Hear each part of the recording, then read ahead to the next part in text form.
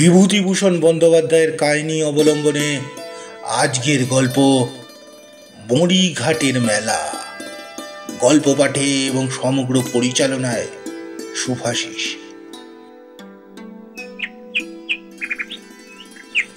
আমাদের গ্রাম্য নদীর ধারে মরিঘাটা বলে ছোট্ট একটা গ্রাম, কগর বুনোর বাস।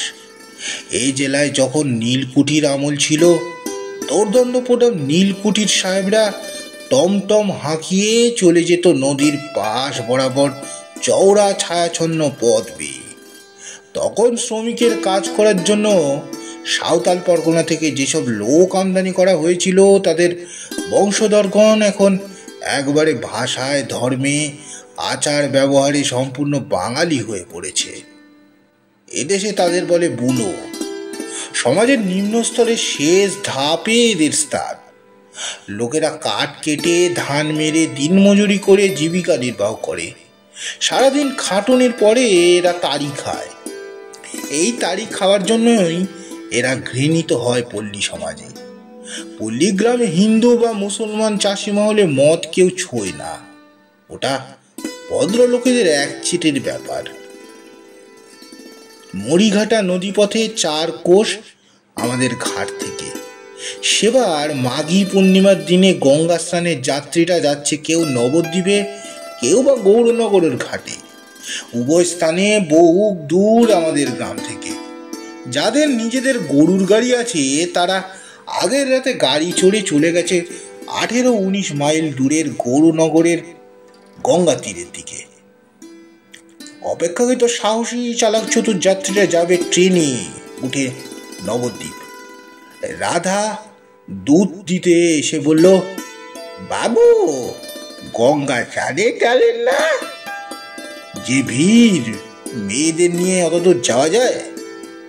তবে মারঘাটা যান নৌকা নিয়ে, কত লোক যাচ্ছে। সেখানে গঙ্গা কোথায়? মরিঘাটায় গিয়ে কি হবে? না বাবু, সেখানে আজ গঙ্গা আসে। কে বললে? এই যে সেখানে এক বুনো সাধু আছে, তাকে মা স্বপ্ন দিয়েছে আজকে 2 বার হলো মাঘী পূর্ণিমার দিন গঙ্গা আসবে।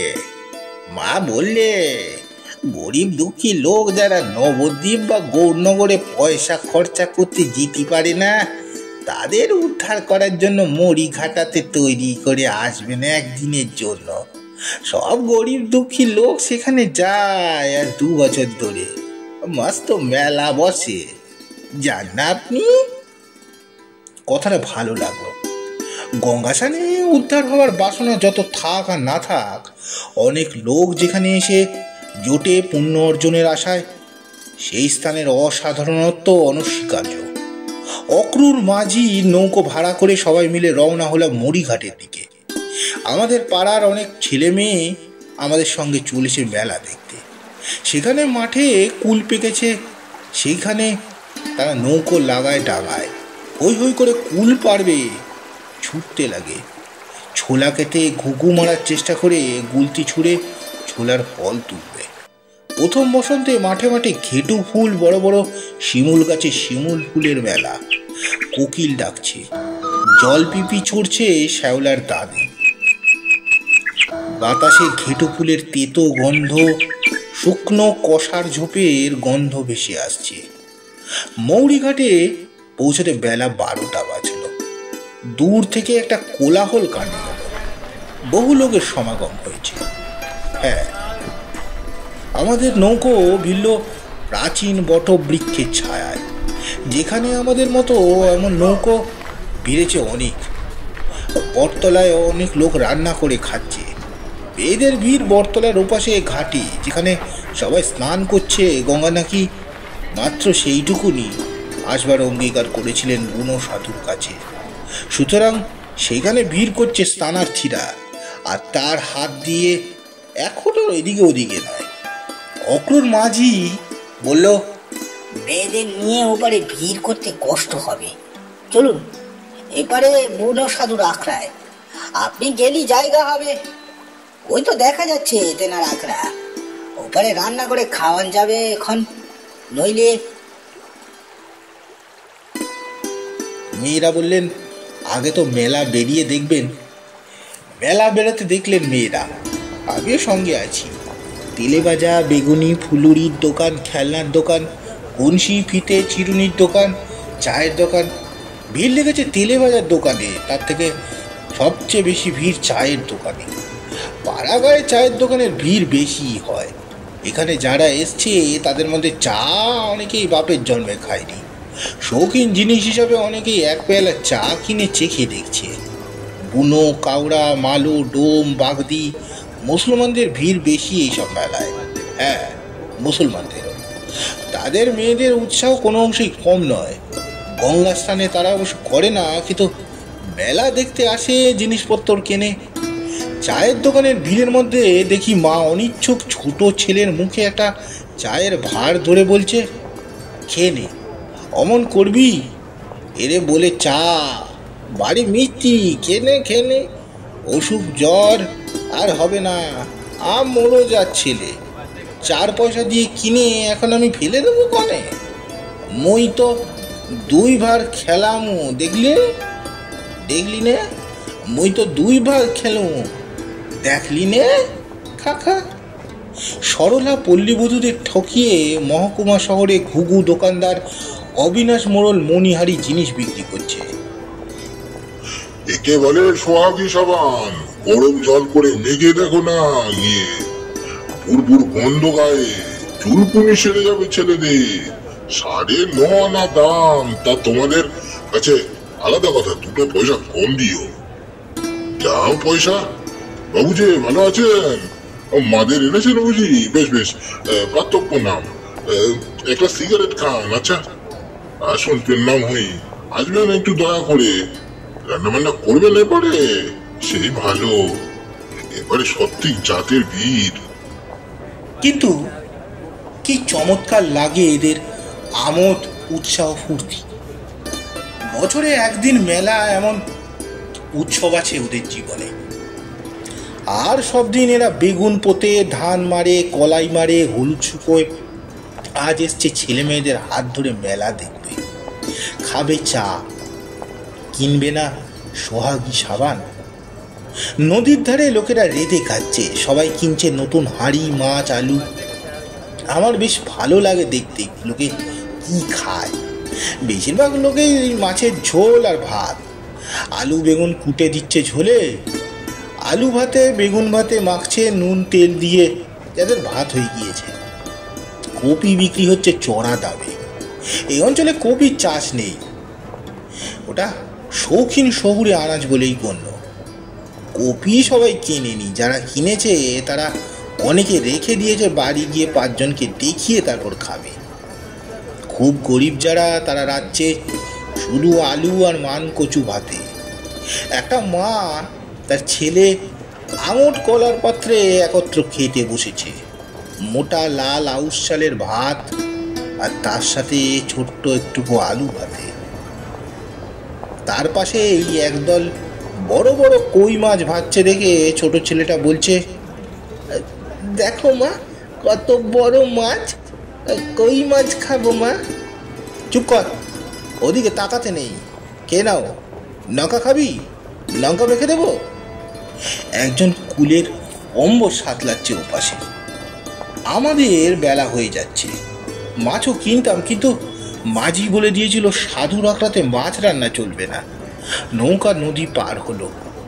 ওপারে মাঠের ওপর ঠিক নদীর ধারে সাধুর আশ্রম।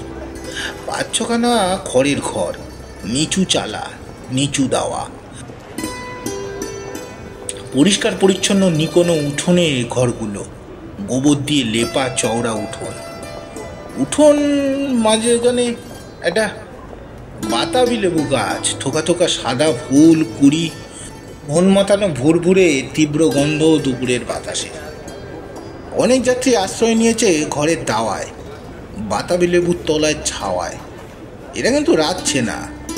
আখড়ার আজ মৎস্য, বড় বড় হাঁড়িতে খিচুড়ি হচ্ছে, সাধুর শিষ্যবর্গ মৎস্যপে প্রসাদ পাবে। আমাদের মাঝি গিয়ে আমাদের কথা বলতে সাধু বেরিয়ে এলো। বিনীতভাবে হাত জোর করে বললে, আসুন বাবা ঠাকুর, বামুনের ধুলো পড়লো, বড্ড ভাগ্যি আমার। বললাম, আপনার আঁকড়াটি বেশ ভালো দেখছি। আপনাদের দয়া।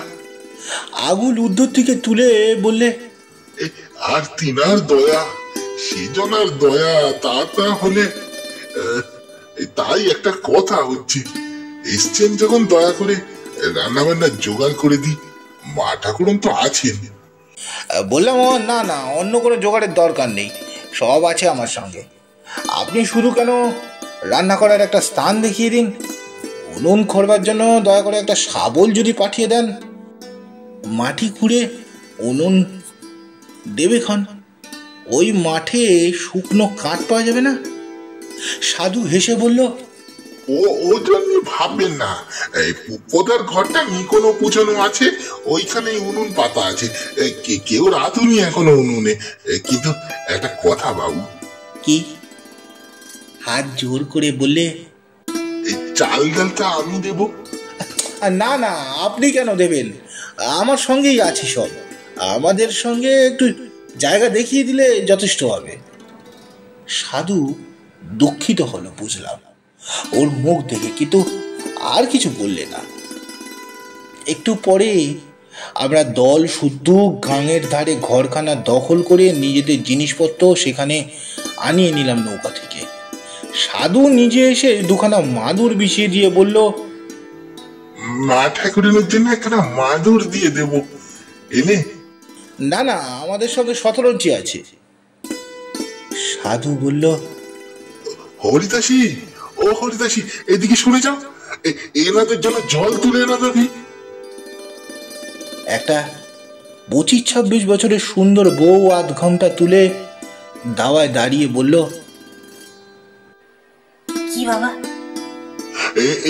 এনাদের সঙ্গে থাকো, যা লাগে এনে দাও। তেঁতুলতলা থেকে চালা করা শুকনো বড়ার কাঠ যত লাগে এনে দাও। মা ঠাকুরনকে শুধু কি লাগবে। হ্যাঁ। বউটি হাসি মুখে দাওয়ায় উঠে এসে আমার স্ত্রীর সঙ্গে আলাপ করলে, তারপর ছুটলো কাঠ আর জল আনতে। বারবার ছুটোছুটি করে এটা ওটা আনতে লাগলো, কেননা শেষ পর্যন্ত দেখা গেল ওই জিনিসই আমাদের আনা হয়নি বাড়ি থেকে। হাতা আনতে ভুল হয়ে গেছে, জলাকার বালতি ঘড়া কিছুই নেই, ডাল ঢালবার পাত্র নেই, শুকনো লঙ্কা খুঁজে পাওয়া গেল না মশলার পুঁটুলিতে। আমার স্ত্রী অপ্রতিভ মুখে আমার দিকে চেয়ে আমার ঘাড়েই দোষটা চাপিয়ে দেওয়ার চেষ্টায় বললেন, বাবা, যে তাড়াতাড়ি তোমার, ওতে তো সুমুখ খুলে কিছু জিনিস গোছানো যায়, অত হড়বড়িয়ে মাথা গুলিয়ে যায় না।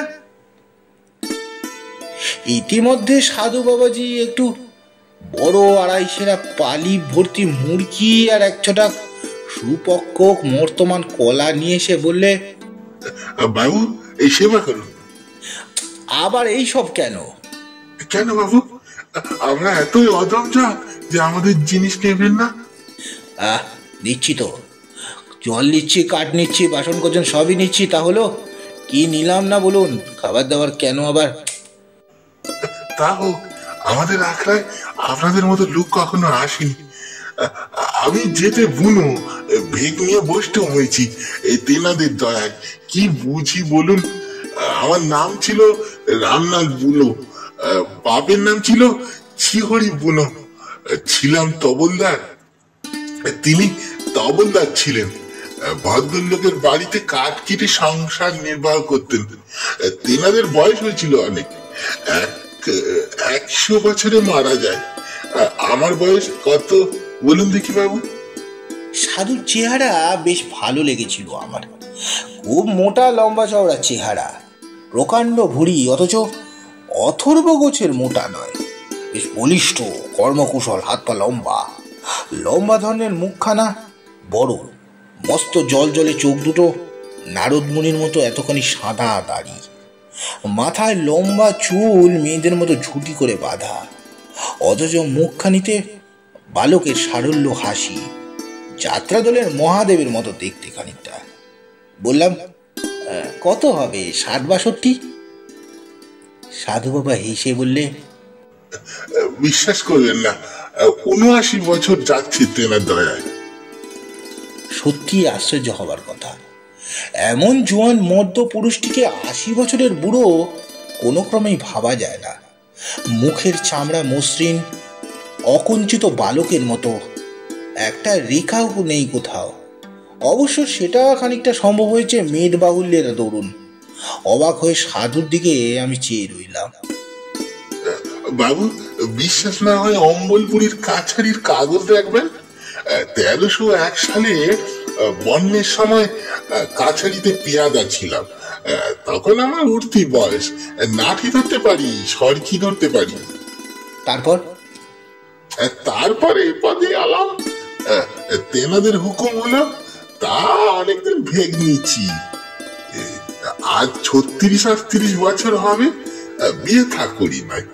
এই আখড়া দেখছেন, এইখানে জঙ্গল ছিল। এই গহীন জঙ্গল, বাঘ থাকতো। জঙ্গল কেটে আখড়া জমাই। ভালো লাগে? বড্ড আনন্দে থাকি বাবু। শিষ্য সেবকরা আছে। সন্ধ্যাবেলা জোছনা ওঠে, গাঙের ধারে বড় সুন্দর ঘরখানা, ঠাকুর ঘর। ওই দাওয়ায় বসে খোল করতাল বাজিয়ে হরিনাম করি। এই একটা বাবু কথা, পথ চলতে লোক আমার আখড়া এলি হিকতে পারে না। চাল দি ডাল দি রেঁধে খাও। আমি ছোট জাত, আমাদের হাতে তো খাবা না। রান্না বান্না করো, খাও, মিটে গেল। মানুষের একটু সেবা, তা করবার ভাগ্য আমার হবে তেনার দয়ায়। বাবু, তামাক সেবা করেন? হ্যাঁ, তবে আমার কাছে বিড়ি আছে। তামাক সেজে আনি, বসুন। নদীর ধারে ক্রমশ বেলা হতে পড়ল। সাধু আশ্রমে ভিড় বেড়ে গেল খুব। মোচ্ছবের কীর্তন শুরু হলো বাতাবি লেবুর তলায়।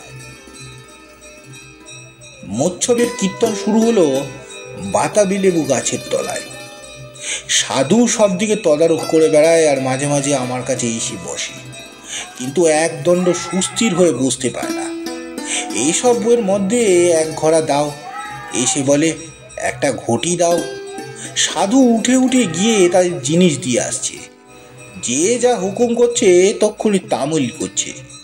এতটুকু অহংকার নেই, সাধুগিরির দম্ভ নেই। এই যেন সবারই চাকর। অনেক লোক আখড়ার বড় উঠোনে ইতস্ততভাবে রেঁধে খাচ্ছে। সবাই মচ্ছবের ভাত খাবে না, বুঝলাম।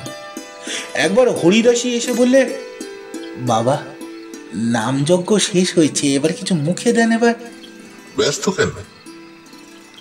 তখন বেলা 5টা হবে। আশ্চর্য হয়ে বললাম, সকাল থেকে কিছু খাননি? হরিদাসী বলল, বাবার এই রকমই, সন্ধ্যের আগে একবার খান, অন্যদিন সকালে পেঁপে খান, কলা খান, আজ তো তাও খাননি। আপনি কিছু মুখে না দিলে আমি কি খেতে বসবো কি করে বাবা? সাধু হেসে বললে, মাছ, আচ্ছা মজা। ওই গুড় জল নিয়ে আয়। মালসা ভোগ নিবেদন হয়েছে, যা বাবুদের জন্য একটা ভালো দেখে মালসা নিয়ে দিকে দুখানা পাটালি বেশি করে দিয়ে আনিস। বাবুদের মালসা ভোগ খেতে কোনো আপত্তি নেই তো? না না, আপত্তি কিসের? হরিদাসী চলে গেল এবং খানিক পরে মালসা ভোগ আমাদের সামনে নিয়ে এসে রাখলো। রান্না হচ্ছিল পাশের ঢেকিশালের একটা কোণে। হরিদাসী সেদিকে তাকিয়ে বললে, বাবু, আপনাদের রান্না নেমে গিয়েছে, কলার পাতা কেটে আনি, জায়গা করে দিই, খেতে বসুন, বেলা তো নেই। সে চলে গেল। আবার জিজ্ঞাসা করলাম, বউটি কে? ওরা গোয়ালি, কাছেই কামদেবপুরে বাড়ি। আমাকে বড্ড ভক্তি করে, একবারে যেন জন্মের মেয়ে কি মা। ওরা স্বামী স্ত্রী আমাদের এই মৎসবে অন্নভোগ খায়, অনেকেই খায়। আমাদের খাবার সময় সাধু কতবার যে এলো গেল, হাত জোর করে ঢেকিশালের বাইরে দাঁড়িয়ে রইল। খাবার শেষে যখন হরিদাসী একটা বড় জাল দেওয়া দুধ হাতে নিয়ে ঢুকলো, তখন আমরা প্রতিবাদ জানালাম। দুধ কেন আবার?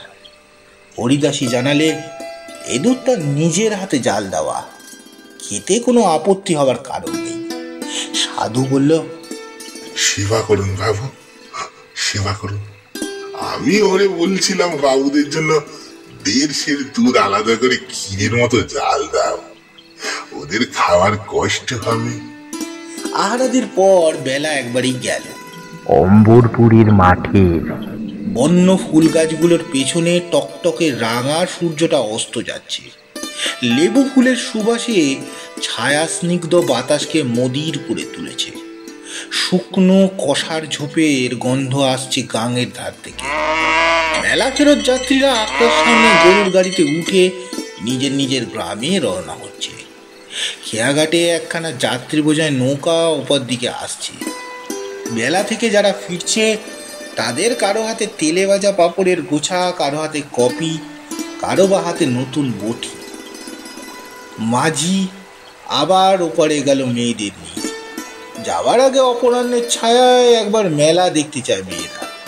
আমি গেলাম না। সাধুর সঙ্গে বসে গল্প করছি দেখে স্ত্রীও কিছু বলল না।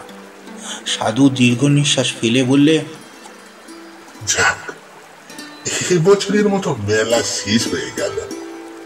আবার যদি বাঁচি, আসছে বছর আপনার সঙ্গে দেখা হবে। আসবেন তো বাবু? কি আমার কথা মনে পড়ে গেল। বললাম, একটা কথা, মরিঘাটের সঙ্গে গঙ্গা আসেন নাকি স্বপ্ন দেখেছিল। কি আপনি নাকি? সাধু গম্ভীর হয়ে গেল হঠাৎ।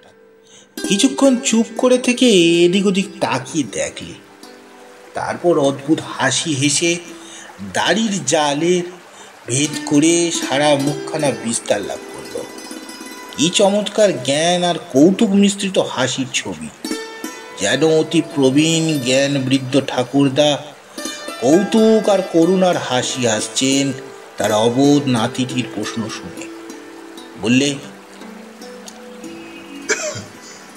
স্বপ্নটা আপনার নয়, এখানকার গরিব লোকে পয়সা খরচ করে গঙ্গায় নাইতে যেতে পারি না মাঘী পূর্ণিমায়, তাই রটিয়ে দিয়েছি মা গঙ্গায় মরিঘাটের গাঙে আসবে বলেছেন। আমার কাছে পূর্ণিমার যোগের দিন, মন শুদ্ধ করে নাও, এখানে গঙ্গা, তিনি নেই কোন জায়গায়। জয় মা গঙ্গা। সন্ধে হওয়ার আগে সাধুর কাছ থেকে বিদায় নিয়ে যখন নৌকায় উঠি, তখন ওপারে সেই বটগাছটার পিছনে মস্ত বড় চাঁদখানা উঠেছে।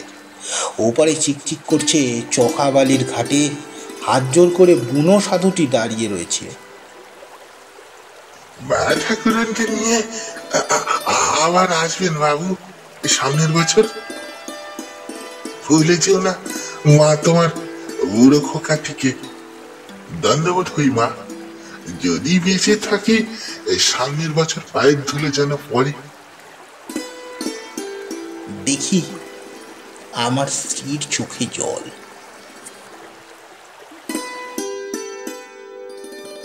সমাপ্ত। গল্পটি আপনাদের কেমন লাগলো অবশ্যই জানাবেন। গল্পটি ভালো লাগলে লাইক, সাবস্ক্রাইব ও কমেন্ট করতে ভুলবেন না। নমস্কার।